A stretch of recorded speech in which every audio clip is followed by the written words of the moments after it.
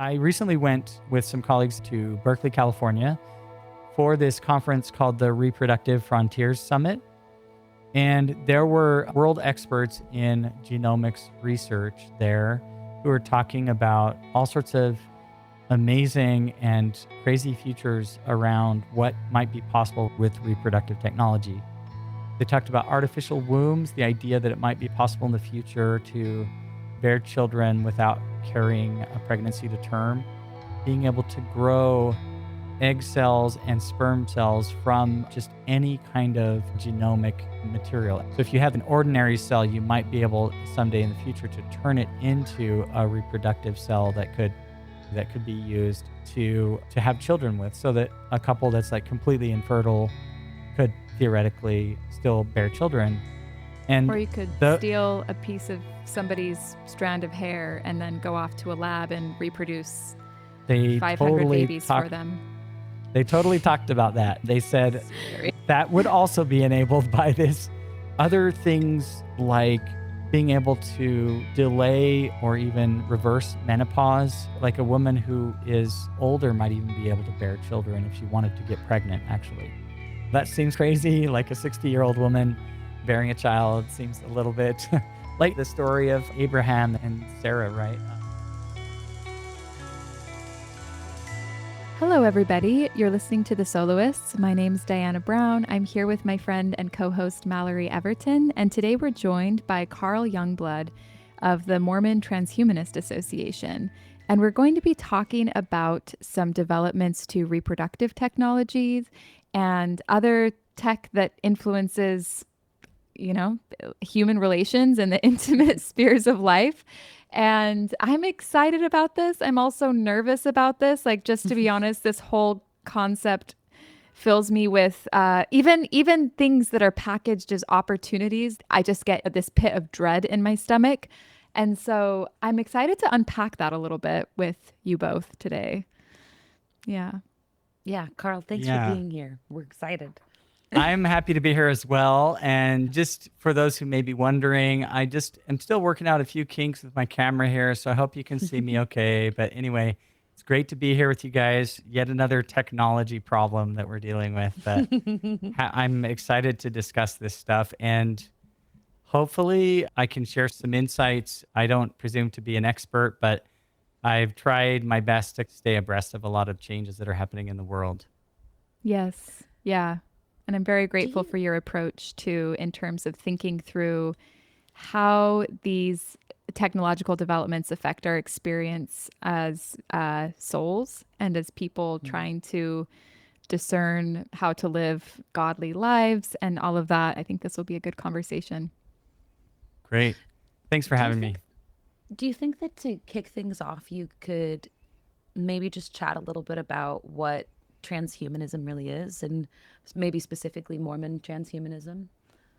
Sure. So transhumanism is a movement that kind of, it's been several decades in the making, but I think it really first came on the scene in the terms of general public awareness in the 2000s or so, with the publication of a book by a guy named Ray Kurzweil called The Singularity is Near.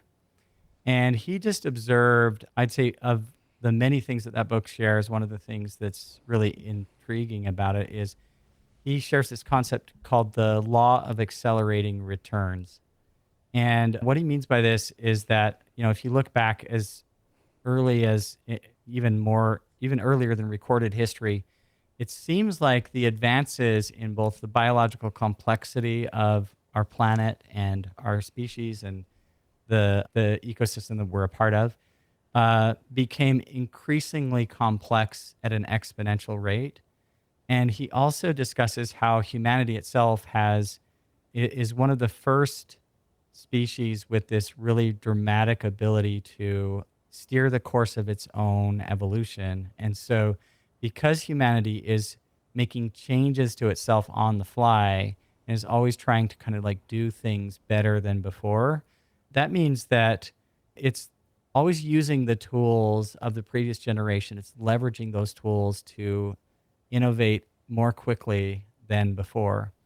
So the changes that we're witnessing are much more dramatic and rapid than, say, even those who lived in a prior generation or several hundred years ago would have witnessed. And that doesn't show any signs of stopping. And transhumanism is just trying to call attention to a lot of these dramatic changes and try to help people to take charge of those changes and take responsibility for the choices that humanity's making and trying to make better choices for what our future might look like. And Mormon transhumanism in particular is just kind of like a group of friends and I who read this book and also were watching a lot of these changes and challenges that humanity was facing. And we were both astounded and disturbed and excited all at the same time about some of the things that we were seeing. And as we were talking with each other, we were like, this kind of sounds really similar to some of the prophecies of the latter days, but just maybe from a different lens or a different viewpoint. And so we thought that we might have something to share and contribute to this narrative where we could like approach the technological changes that humanity is experiencing, not just from the secular perspective, but from like a moral and a religious perspective of what aspects of the changes we're experiencing are good, what are some of the potential pitfalls or dangers, and what could we as a religious community have to say or have to share that might contribute in a good way to this whole field. Yeah. Can I ask a follow-up question about Sure. a concept or a phrase that you borrowed from the singularity? This idea that we could steer our own evolution. Hmm. Is that potentially, especially when we're thinking about spiritual things, is that potentially like oxymoronic in the sense that being in relationship with God is helping us reach a capacity that we can't reach ourselves as we're repenting, as we're like going through whatever we need to do. Like, kind of the purpose is to be like, we're not really good at steering. Mm. And there's some kind of submission process when we submit or accept our inability to steer, to quote Carrie Underwood, just let Jesus Hmm. take the wheel. Hmm. That's when the actual evolution happens. And that seems like the particular point that a lot of Christian theology revolves around, is that moment of like Jesus taking the wheel, just because that's like a Yeah. perfect use of the metaphor. But basically, how is it possible for us to steer our own evolution as humanity, and does that counteract the idea of progress? Hmm. Well, so I think one of the concerns and sort of the deep narratives that you're tapping into here is the Tower of Babel legend, myth, narrative. I don't want to say when I use the term myth, I don't mean it's not real. I just mean it's one of those archetypal stories that we all Yeah. share, which is the idea of people sort of trying to take charge of things based on their own limited knowledge in a way that is really detrimental to the overall outcomes and goals, both of humanity and of God for humanity. And I think that is a risk that we're constantly facing. But perhaps like an example of this that might make a little more sense is just the way that, for example, a lot of people prior to some of the technologies that we have today, a lot of people experienced like the death of many of their children before they even reached like the age of majority. And they lost them to diseases. And in our case, for example, my wife and I have this RH factor so that like if she didn't get a shot after each subsequent pregnancy, then each of our children would have been probably stillborn. And so those kinds of advances in technology have, you could argue that, oh, well, we just should let the survival of the fittest rule and reign and like allow the humans who are subpar in some genetic way to be like culled from the population so that humanity's evolution would sort of follow its natural course. But through our own ingenuity and our sort of Promethean myth of like stealing fire from the gods, we've decided to take charge and say, wait, do we have to experience this terrible suffering? Do we have to, do all my children have to die? Or does this couple have to like not have the joy of having a family of their own? Stuff like that. we've decided to take charge of that. And that's what I mean by steering our own evolution. Is not Yeah. necessarily, it can be done in good and bad ways. And that's really the deep moral questions that we're all trying to answer. And some people, come down on in different places. But there are positive ways to construe that. Yeah. Yeah, for sure. Thank you. Hmm. Well, and So, it seems to me that that it's particularly interesting to be a religious transhumanist because it Hmm. feels like the two, I mean, if you can call them separate ideologies, which I think they are, but that there would be a lot of tension between the two. That sometimes the emerging technologies and all of these big ethical questions will challenge your faith, or make you have to reorder things or reorganize principles that you've lived your life by from an ethical standpoint in the past or a moral standpoint in the past. And that the other, like that your moral and ethical and spiritual background also might make you alter what you would permit if you were in charge of where things were Yeah. going as well. That the two would naturally influence each other, and that hopefully that gives you so that's not just like, well, absolutely no progress because God wrote this in, with his hand in stone and it will be the same forever, but also not like progress for progress's sake until progress kills us all. mm, Because but it seems like that tension must be important. Yeah, absolutely. So maybe I could tell two stories on that. And I want to not throw my secular transhumanist counterparts under the bus because, Oh, like, please some of defend these, them, mate. because some of I didn't them, mean to either. in funny ways, some of them are like more in a nerdy sort of transhumanist way. They're more focused on all these weird failure scenarios that humanity might face in the future that most normies are not even thinking about because they're not imagining all the horrible things that could go wrong, right? So in some ways, because they're thinking about this rapid pace of change and how quickly things are moving, they're also anticipating a little further ahead some things that could go drastically wrong. And so sometimes I think that a lot of really important ethical work has been done by these folks as well. But what I'd say is, like, here's an example of a way in which our religious background kind of like informs our transhumanism in a way that I think is positive. And yeah, maybe this is a little bit mean to Ray Kurzweil, and hopefully he'll forgive me if he's watching this. But, in his initial book, there was this chapter where he was imagining like this future where we had virtual reality that's like so realistic that we think we're there, right? And he described this scenario where like you could choose your favorite celebrity and have sex with your favorite celebrity in virtual reality. And he proposed this as this really awesome, amazing thing. And like there was no ethical dilemma around this. And I was like, wait, let's think about this for a second. Usually, most people consider like an intimate physical relationship to be based on like mutual consent, right? And who's going to say that this celebrity is going to want you to, like if they truly have agency, if this virtual being that you're having some intimate relationship with, if they have actual agency, then like they have a choice in the matter as well. And then if they don't have any agency, then there's also this ick factor there where it's like Hmm. if they're just a robot doing your bidding, like then that also is really problematic, right? And so I can see so many ways that would not only potentially be present some challenges in terms of like unrighteous dominion, but also like just in terms of corrupting influence on the person engaged in that kind of behavior.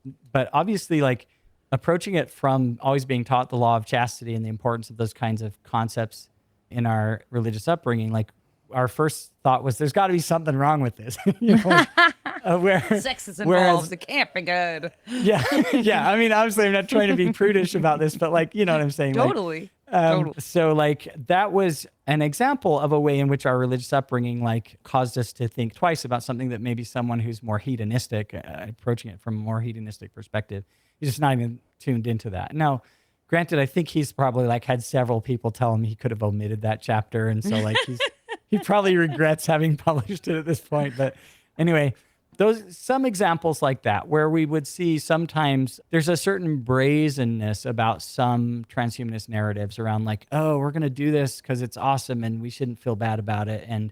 Um and I'd say our covenant to follow Christ inspires us to try to like appeal and strive for an ideal of humanity that is really transfigured in the image of Christ rather than a humanity that's just like selfishly clinging to whatever power it can attain.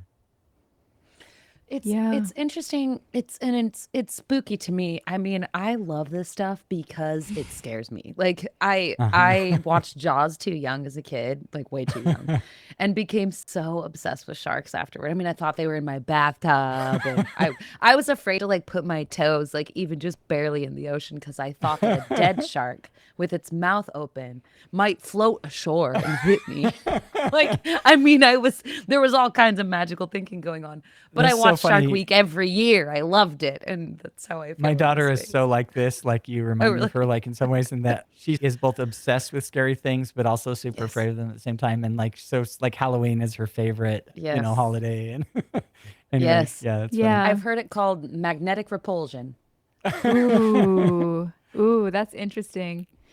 I'm curious why fear, or what I said earlier, like dread, feels like the response to a lot of the current technologies on the horizon. I know AI has in particular brought this new, like a very rushing wave of developments that have been happening for a long time, and in some ways is just an echo of stuff we've already been Mhm. experiencing, but in some ways is like radically new. And yeah, a lot of us have feelings about it. And fear and dread, these are very different emotions than like, oh, I'm just really not into pickles, distaste, for example. Or even Yeah, it's something more like dramatic. anger.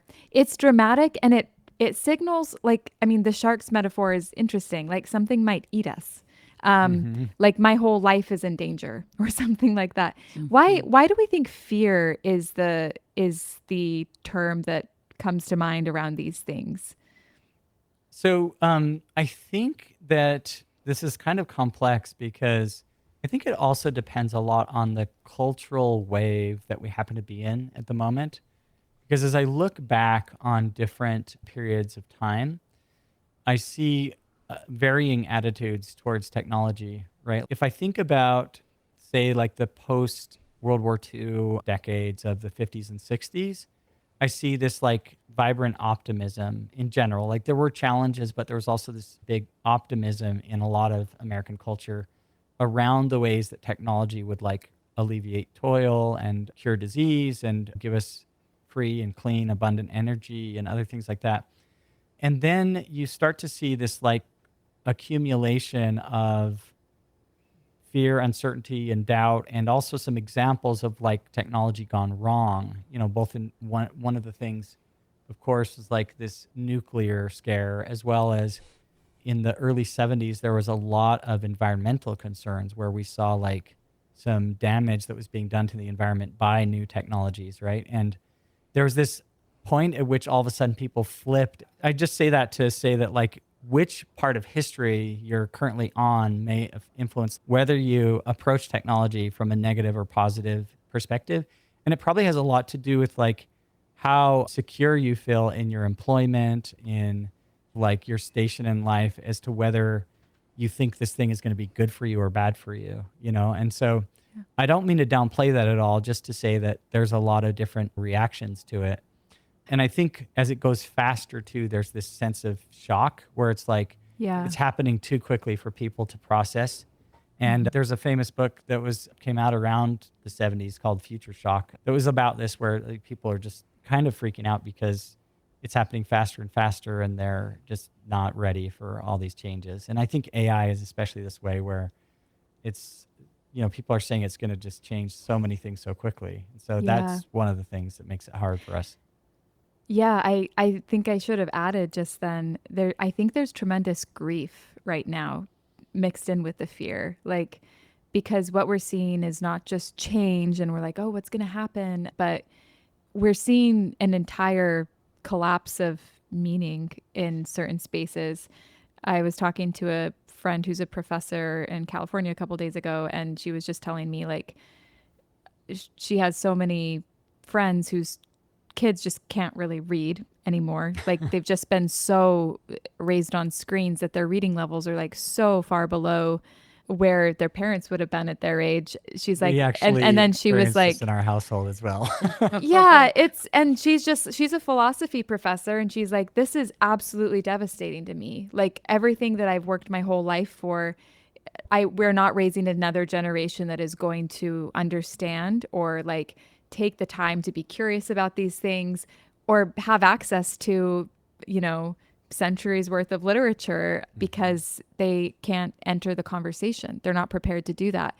That is, you know, she was saying with AI in the classroom, there's little tips and tricks that professionals are trying to come up with, like, oh, do more analog in-person tests, do more of this. But Mhm. she's like, at the end of the day, though, it's not anything like the learning experience that you could do just a few years ago before this technology was Yeah. introduced. And ChatGPT, like I think on their front page, they're like, want help writing a college essay? Like they are Hmm. straight up leaning into like, we can do the learning for you. We can help you with a class assignment and just completely Hmm. removing the incentive to learn. So it's just like there's this collapse of the kind of friction that we need to grow in school. Or anyway, it's just to say I think there's a lot of grief, and that Hmm. with a lot of advances in technology, and I think this will be great to talk about with once we get to our talking about reproductive technologies and like the pros and cons of some things on the horizon. I take your point that humanity has survived many different eras. It's been a very different thing to be a human in 2000 BC and the time Jesus was born and now, right? And like all the years in Sure. between, just like Hmm. dramatically different. And we're still here. And it's really remarkable. You can still read, you know, ancient texts and some of it resonates. There's something consistent here. And yet, wow, it's really hard to watch your like a world of meaning just like dissolve before your eyes. And Hmm. the the rapid pace of that right now, I think, is like especially hard for us. Yeah. Anyway, and I So, think, yeah, yeah, go well, I ahead. was just going to say, it reminds me of a concern that was expressed like several decades ago by Neil Postman in this book called Amusing Ourselves to Death. And he sort of talks about, he points back to the Lincoln Douglas debates as this like an exemplary period of American history where it's like people actually came out to watch these two guys debate for the whole day. And he said, if you actually read the debate because it was written down by somebody, they think in entire paragraphs when they're speaking extemporaneously in front of people. They speak in these complex entire paragraphs as though they were writing a book live, right? Right.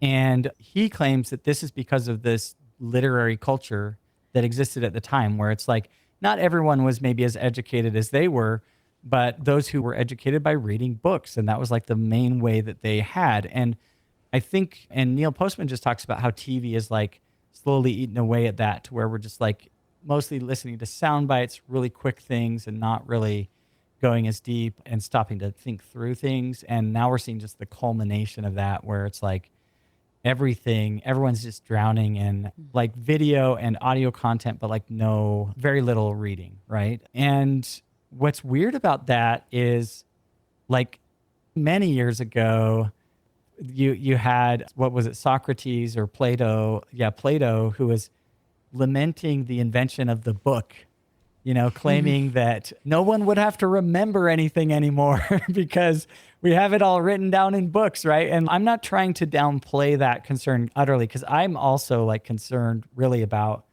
these ways that it's like messing with the culture.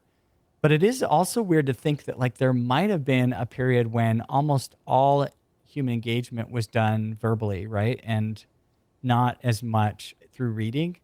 And so maybe there's like a little bit of a resurgence of something kind of like that. I'm not saying that I don't miss a lot of the like more like deeper, like, I don't know what you said about just like how kids can't read anymore. There was this funny thing I saw where someone was administering this test to a bunch of school students in Kansas State, and they were like determining how well they could understand metaphorical language and figurative language. And so they presented like various excerpts from Dickens novels and other things like that.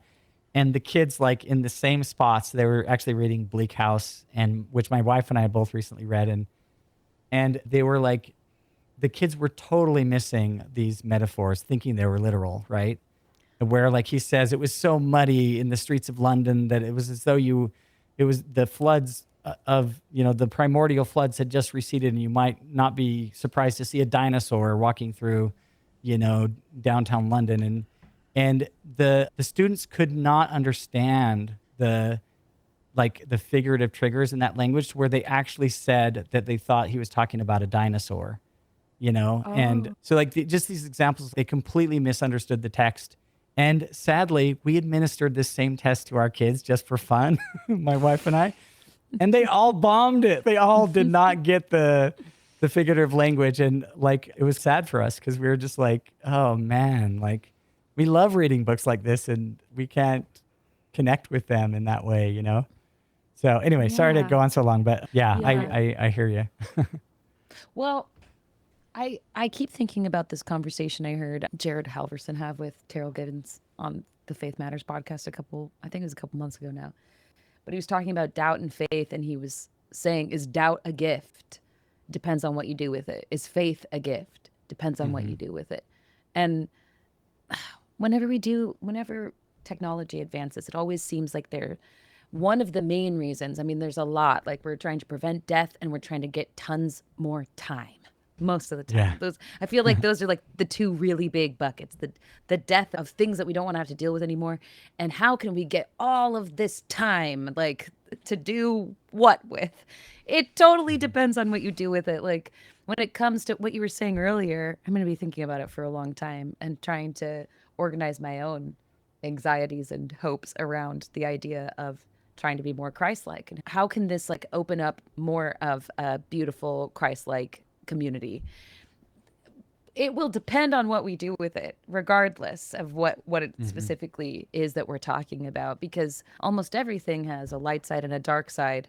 I mean, even just to bring back Ray Kurzweil's celebrity sex fantasies, it's like, I'm sure actually, like, a lot of the times with this very realistic VR, the most starry-eyed people bring it up as a like a really powerful means of therapy for people, or empathy training. Hmm. Not that that particular example would maybe help you build empathy, but who knows? Perhaps a certain type of wish fulfillment could free you Sure. Mm. in your life. There's probably something that could be beneficial about almost every advancement that somebody thinks is a good idea. But Yeah, are yeah. people going to use it that way? Or Right. will it just like actually like light the porn industry on fire in a way that will make no one leave their bedroom ever again? You know what I mean? Right. Like, my vote Well, is probably that no. one. It's yeah. already what So, people are doing. So, I and know. this actually is a really interesting, it brings up this bigger point that transhumanists actually discuss frequently. And I know we need to get to the main topic, but this is quite relevant and interesting. They call it wireheading, but it's this idea of like, well, if you could produce these experiences or like simulate reality in such a way that's so vivid and so exciting, or create all these technologies that would allow us to experience a kind of elevation that we've never had before, why not just bypass that altogether and create something that connects directly to your brain and just does that to your brain, right? So like you would just be in a state of eternal bliss and never have to do anything, Oh right? wait, Satan's Now, plan in A Brave New World? Like, it's like right. So this concept is called wireheading in the transhumanist space, and it's seen as this dystopian, scary alternative future where people get better and better at shortcutting to the pleasure that they're seeking and bypass like all the reasons that pleasure ever existed in the first place, right? We have these pleasures because they're guiding us towards important drives like the reproductive drive, or like the need to nourish our bodies, other yeah. things that are like really important to human flourishing. But if you're bypassing the purposes behind that drive, the measure of that creation, if you will, then you could be getting into this really scary state where it's like you've completely diverted the purpose of our existence into some sort of hellish alternative, right? And this is something that transhumanists are also very concerned about. They want like they may have different versions of what human flourishing looks like, but they really do want human flourishing, and they sense the danger in these technologies that make things so easy for us. So those are, anyway, that's an interesting point that like all of these are pointing in a direction that could be very abusive if we're not careful, right? But I love Yeah. the guiding star of human flourishing. I think it's Yeah. helpful just to try and have some walls in this space. It's like Right. I it mean, feels and very that's kind unstable. of, The ground feels very shaky, so it's nice yeah, and to. that's kind of like the heavenly vision that a lot of religions have of what humanity's future holds, right? This idea that we could someday be in a Zion like society where people live to the age of a tree and they're changed from mortality to immortality in the twinkling of an eye. And they live in harmony with each other and they live in harmony with nature. And they, these are the things that I think are beautiful depictions of humanity's future. And I don't think they're incompatible with technology, or at least some kinds of technology, but it just depends on how we get there, I guess. I This is very Wow. interesting. I I think one of my big questions, and maybe we can like pivot to thinking about like Sure. the Yeah. reproductive dating Let's go. relational space, Hmm. is I don't, I think we have these images of what human flourishing looks like, but we often aren't as good as we think we are about understanding the mechanics of that. And we screw it up constantly, Hmm. and are really bad at anticipating the effects on certain things that certain things will have. Everything has, for example, completely unintended consequences. So let's just start with the pill, the birth control pill, which I Sure. think has taken some heat in recent years as like initially something that was introduced to help prevent unwanted pregnancies, especially like among women without the like financial resources to care for babies. And now a lot of people are pointing that to that and saying the long-term effect of that is that it just made extramarital sex so common that now we messed with a kind of chemistry or incentive structure that we didn't really see was there and that was actually really important. We weren't good at anticipating that. And now, yeah, just the crass conclusion there is like men just like naturally don't want to commit and sex seems to be like a sort of incentive to get them to. And so when extramarital sex is like made like consequence free, like we now just have this like total mismatch between the genders. So a technology that was supposed to empower women now seems to be something that has worked against women's interests. And anyway, that's just one example of like something that that makes me question like, are we really good at understanding the mechanics of human flourishing and what that looks like? And sometimes in our desire to steer, we end up just like going in directions like we don't really know the course we're on. Anyway, it's a tricky thing. But Yeah. yeah. Well, I was just going to say, like, we've had some interesting women recently who self identify as reactionary feminists, like Mary Harrington and Louise Perry, who have been calling attention to some of these things and how some of the narratives of certain feminist narratives have been like targeted at an elite group of people who may not actually represent the needs and challenges of like many ordinary women. And I don't presume to be an expert in this topic, and I already feel like timid just like venturing into it because I wouldn't want to presume to like tell someone how to approach it. And even Mary and Louise, in those people I referenced, also say like they wouldn't want to go back to the time before the invention of some of these things, but they do recognize that they're not an unalloyed, Yeah. good, and that they have their challenges as well. But yeah, I agree that it's really difficult for us to understand the incentive structures. And I would say the internet and dating apps and other things have also added insult to injury there, where it's like they've also created these dynamics where typical pairing, dating dynamics are no longer functioning the way they normally would. And it seems like it's not benefiting the majority of people who are participating in the culture. And this is actually something I was thinking of as we were talking about this topic and preparing for it. I was just thinking about how you just have a lot of settings where on the one hand it might look like we have a lot of freedom. We have more choices, more options than ever before. But in a way they're almost like a false sense of freedom because if the Hmm. entire culture is consuming all the same narratives, and if everyone you want to date is also consuming these same cultural narratives, then it's like, even if you could choose another way of being, like Yeah. the likelihood of your finding a partner who is also willing to go in that direction is not very high. And Mm. so in a way, it's like we think we have all this choice, but maybe it's not a real true choice, if that makes sense. Yeah, totally. Well, I'm going to have freedom on the brain, because that's what a lot of this is about, right? Like trying to make choices that will, choices as we, well, they don't always feel like choices. Like AI doesn't feel like a choice. Who asked for Hmm. it? Why do we Right. have No, it? it's And it's just just going to keep rolling automatically out. attached Who to asked everything for you already this? own. Yeah, Yes. totally. Yeah.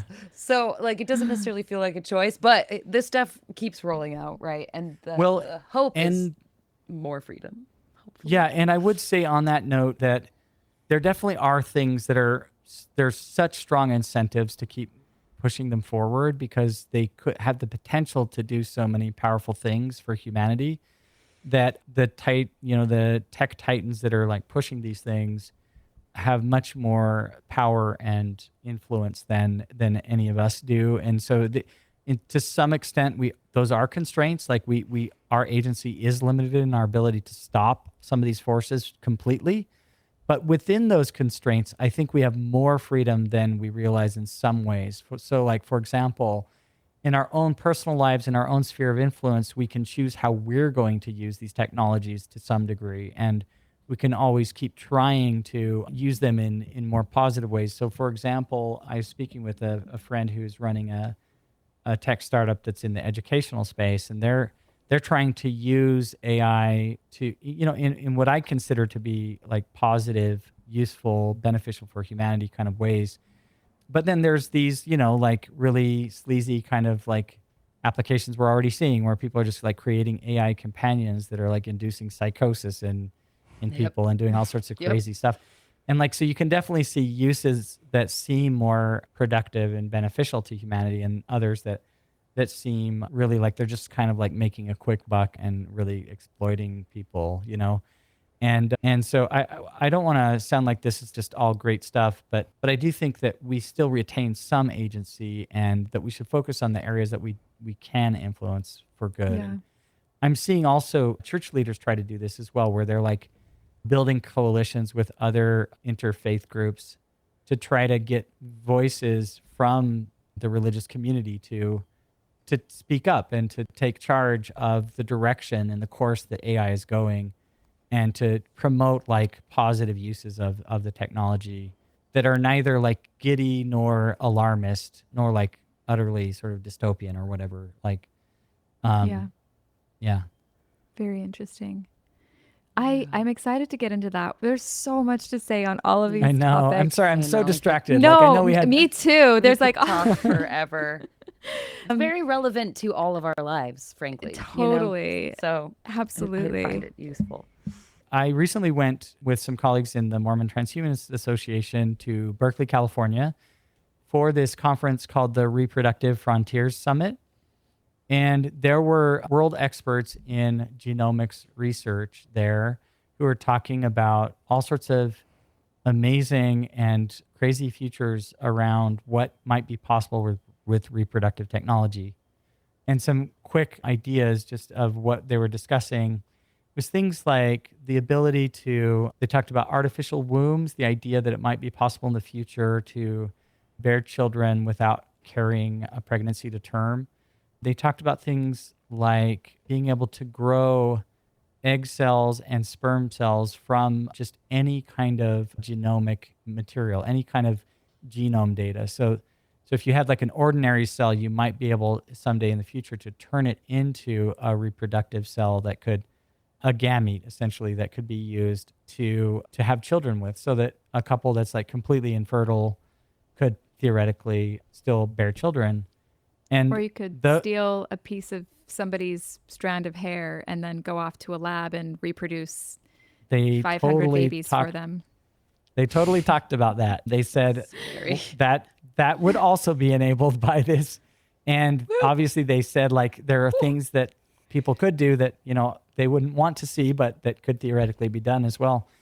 Wow. There are other things like just the idea of being able to delay or even reverse menopause, which I think is interesting because menopause is a lot more than just ceasing to be able to reproduce. It causes a lot of health challenges as well. And that at least is interesting and promising to some people. And things like that you might even be able to, like a woman who is older might even be able to bear children if she wanted to get pregnant, actually.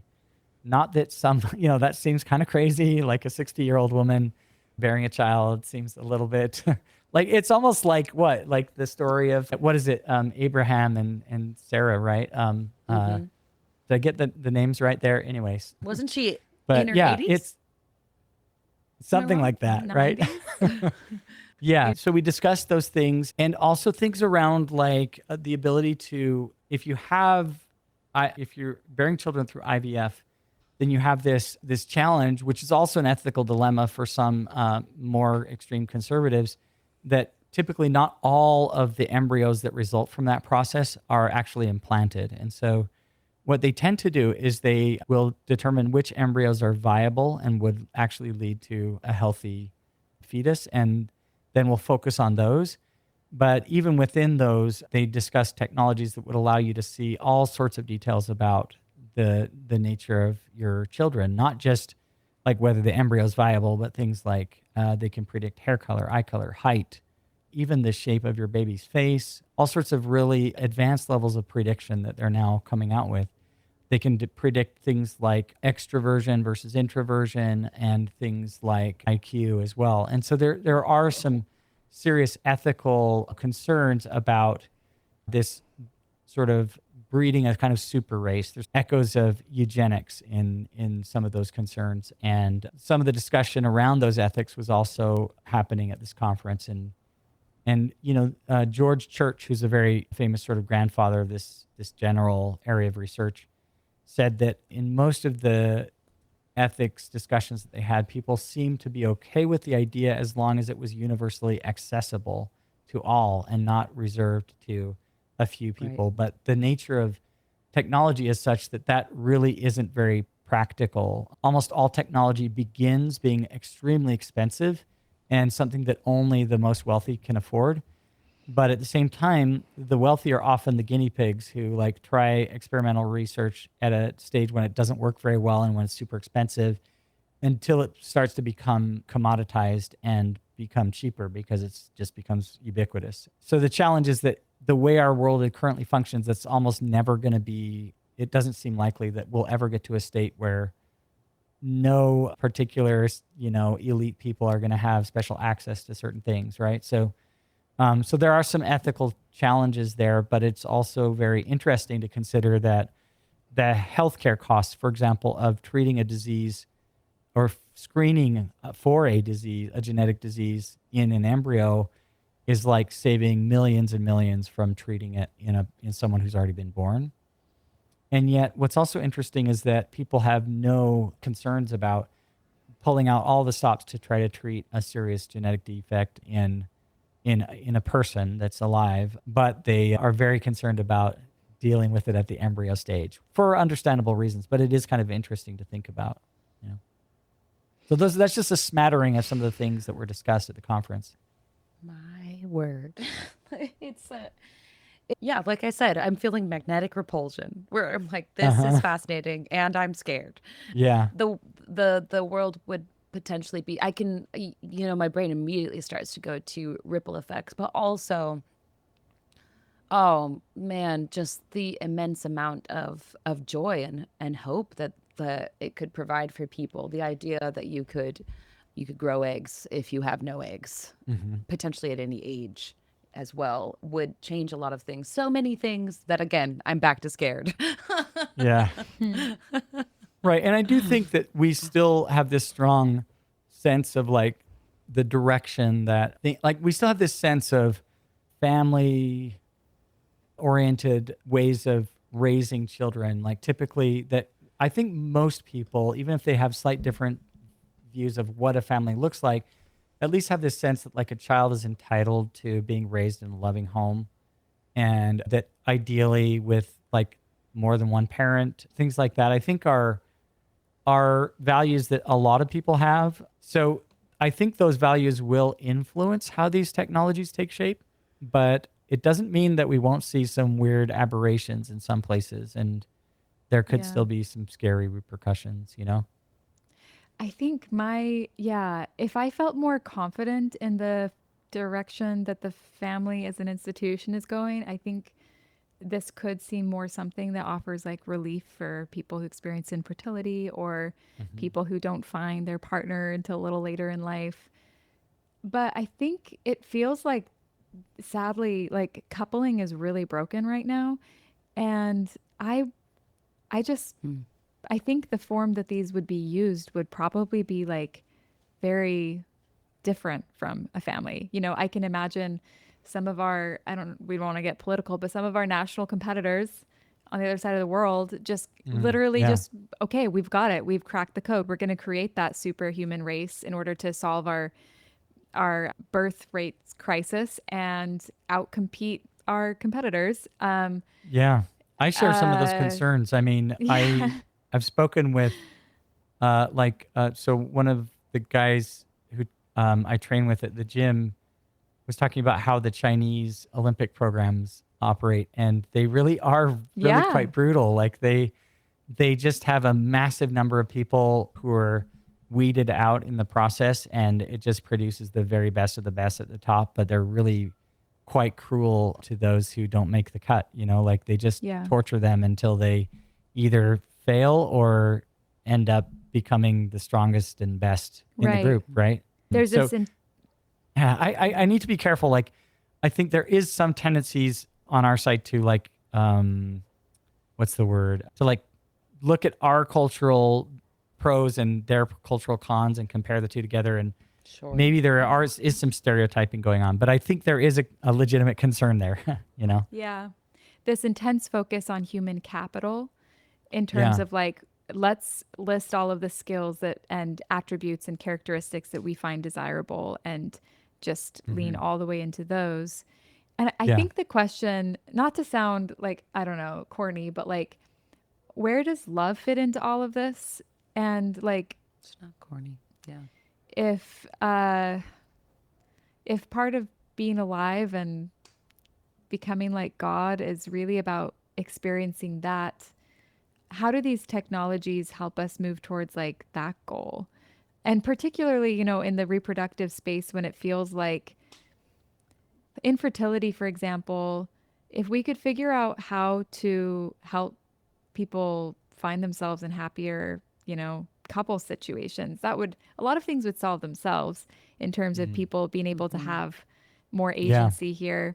And anyway, some of these things are trying to solve for human failures of an ability to like love the human Yeah. form, which, you know, I'm not saying that I have the code cracked for that, but Well, I think like you're right that yeah, some technologies like birth control, for example, that you brought up earlier, have also made it easier to sort of delay some of the things that would have happened probably earlier, like childbearing, right?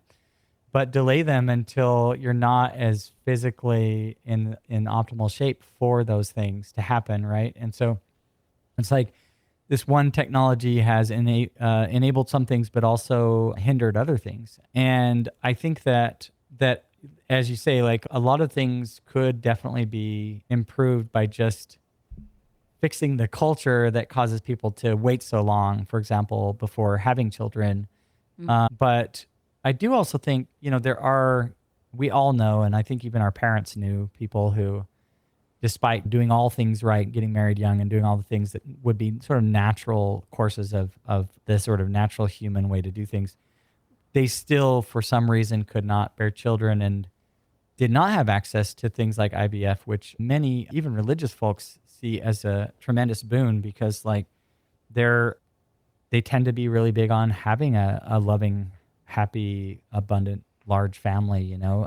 yeah. And these technologies have enabled some people to do that in ways that they just wouldn't have been able to before. And so I do feel like we can find these negative examples for sure, but I just want to be careful and also mention that like there are a lot of loving religious Mm. families that are, you know, only able to raise children because of these technologies as well. Totally. It's true. And I would almost even venture to say that I think that may be a bigger percentage than we imagine. Like I actually don't think that, I could be wrong about this, but my guess is that folks who are approaching, I don't know, approaching like a child rearing from a more selfish, inhuman way that we're describing, where it would just be for the purposes of, I don't know, making a clone of yourself, or like, Like a yeah, beautiful just, super baby that could be yeah, your yeah, ego project for your whole life. that's right. Like someone who doesn't really think of this person as an individual with their Right. own like life and rights and ideas.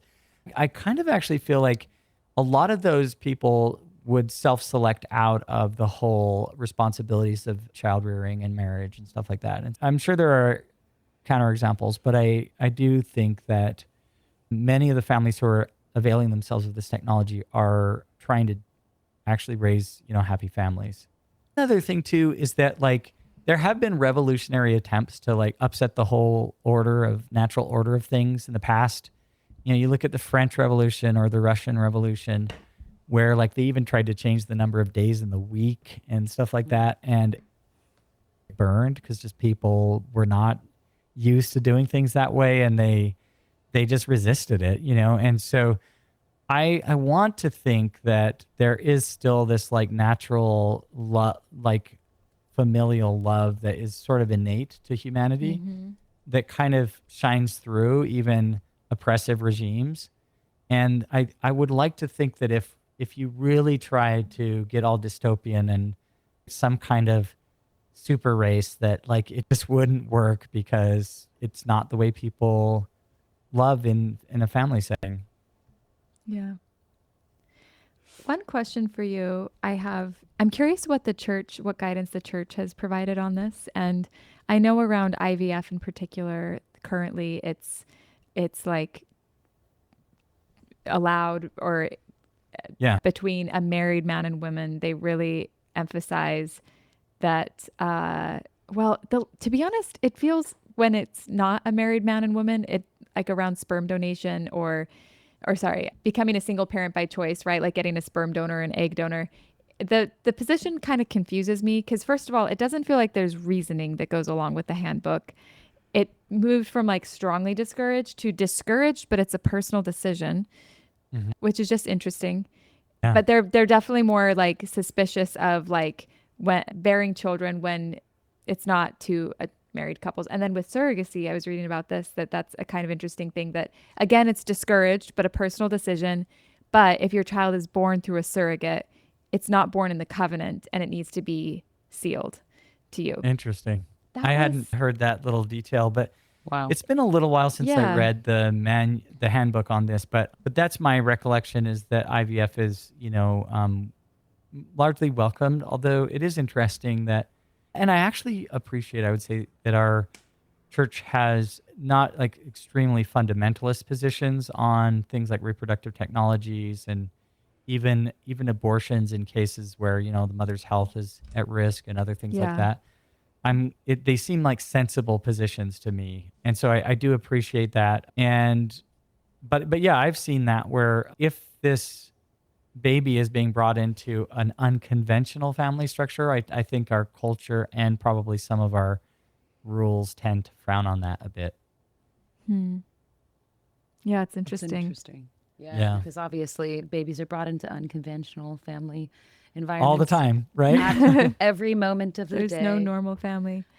Yeah, Right. it's really Yeah. true. Well, and on this note, I hope I don't sound too contrarian, but I do feel like sometimes, especially recently, like we're vaulting all of the the exceptions to the rule to such an extent that we're losing a notion of normativity.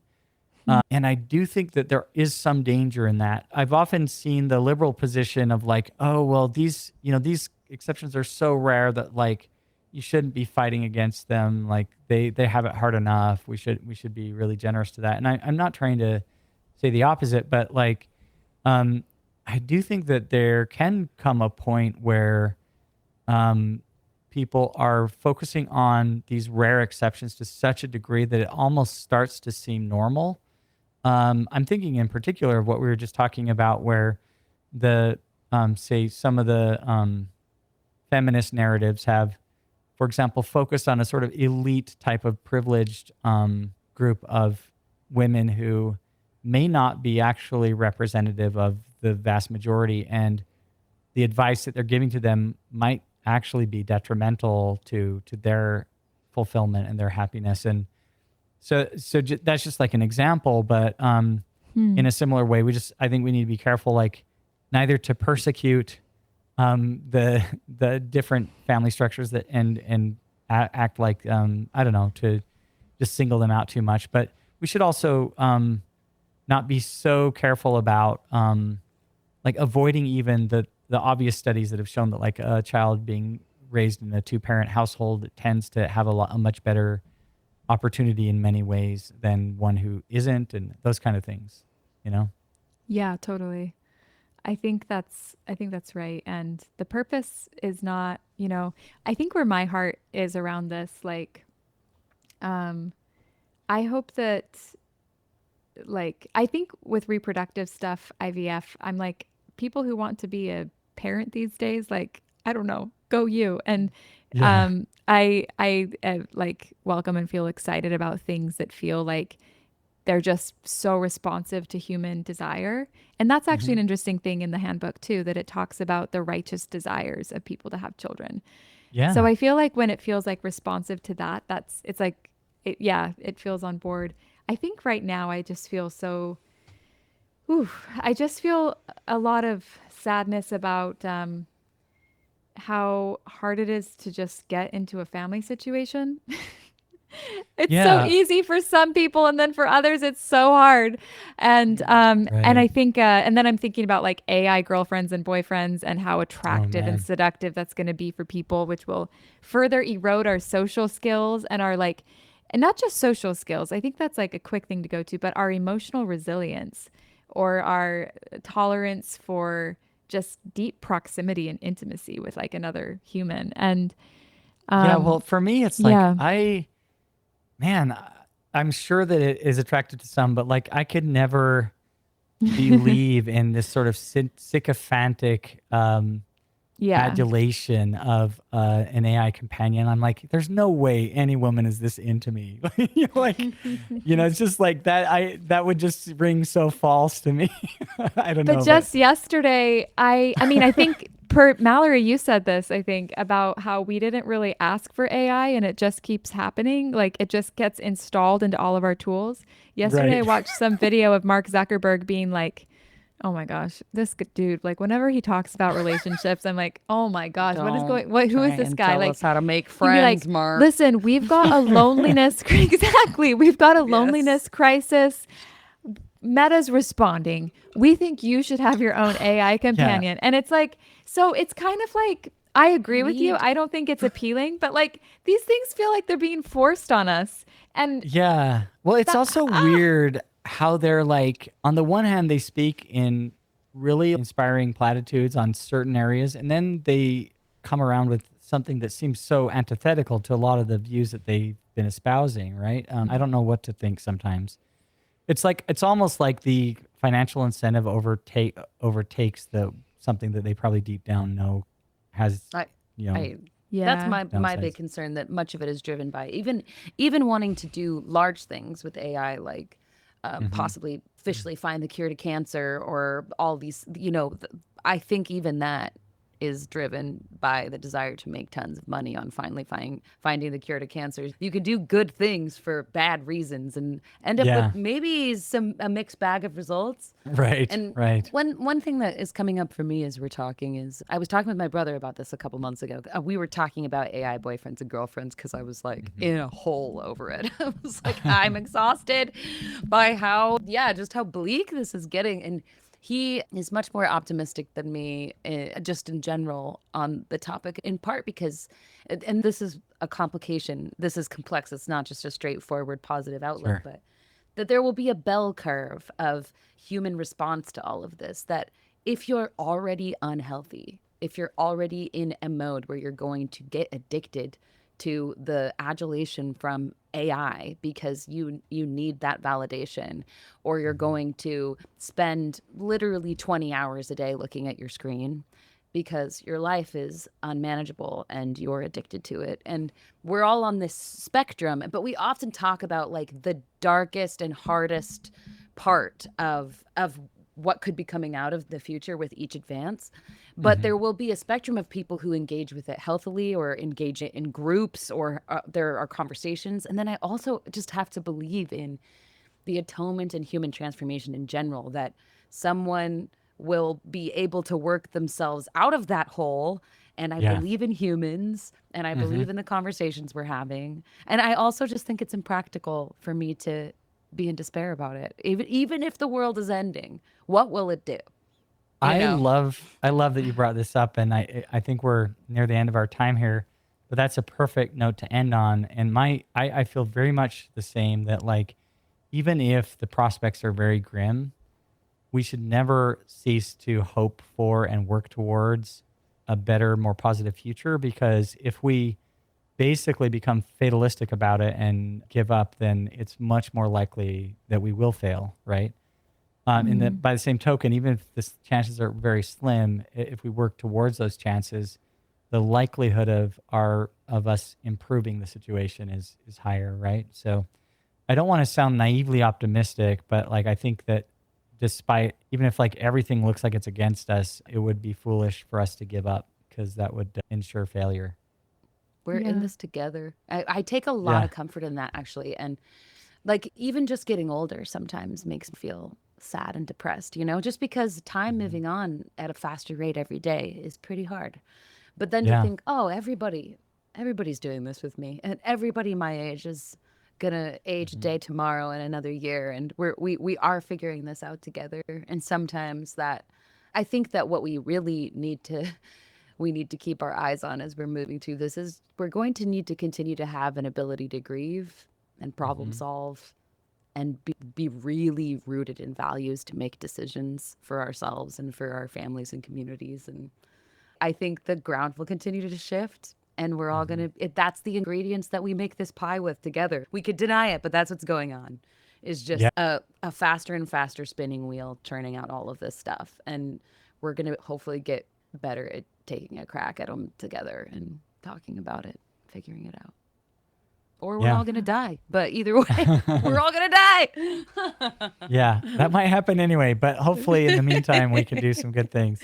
Yeah. Yeah. Wow. It's been a great discussion, guys. Thank you so much. Yeah. Oh, Thank you, Carl. This was great. And we'll think about a Carl. part two. Maybe we should. Yes. I mean, I really could talk. I have so Yeah. many questions and so many hypotheticals I want to throw your way and say, what do we Yeah. do about this? Let's do it again. I would love that. Thank you so Yeah. much. Okay. That'd be great. Okay. What a treat. Thank you for listening, everyone. If you would like to continue the conversation with us, we invite you to subscribe to our Substack. You can find us at thesoloist.substack.com. That will allow you to get an email in your inbox every time we release a new episode, and you can click just directly on the links to the readings and the things that we're watching, reading, and thinking about. It also allows for easy two-way conversation with us. Hearing from you all is honestly the best part. No matter how cliche it is, I know every podcast says that, but it's really true. So please subscribe, and we'll talk to you soon.